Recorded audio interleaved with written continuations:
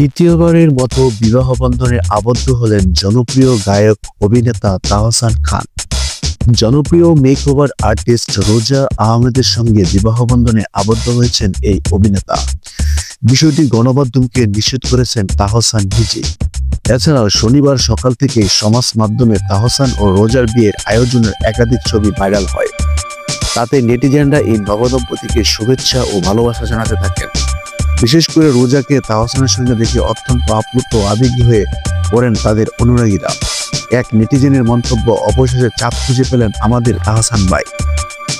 এদিকে তাহসান তার স্ত্রী রোজা আহমেদ সম্পর্কে গণমাধ্যম জানিয়েছেন, রোজা নিউ ইয়র্ক ইউনিভার্সিটি থেকে কসমেটোলজির উপর পড়াশোনা করেছেন। পড়াশোনা শেষ করে তিনি কসমেটোলজি লাইসেন্স গ্রহণ করেন এবং পরবর্তীতে নিউ ইয়র্কে কোর্সে রোজাস ব্রাইডাল মেকওভার প্রতিষ্ঠাতা করেন। তিনি একজন উদ্যোক্তা বলেও জানান তাহসান। প্রায় 10 বছরের বেশি সময় ধরে তিনি বাংলাদেশে এবং যুক্তরাষ্ট্রে ব্রাইডাল মেকআপ আর্টিস্ট হিসেবে কাজ করছে রোজা আহমেদ। সামাজিক মাধ্যমে রয়েছে তার অসংখ্য অনুসারী এবং নেটিজেনদের কাছেও জনপ্রিয়।